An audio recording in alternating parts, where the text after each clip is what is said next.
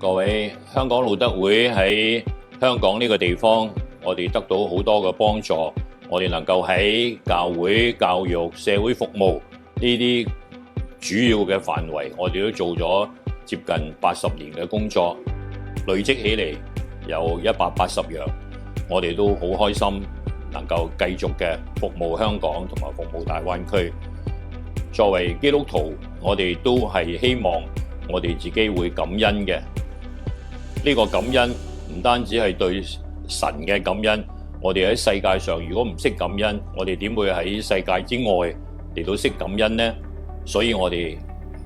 今日有一個好特別嘅機會，用呢個12月7號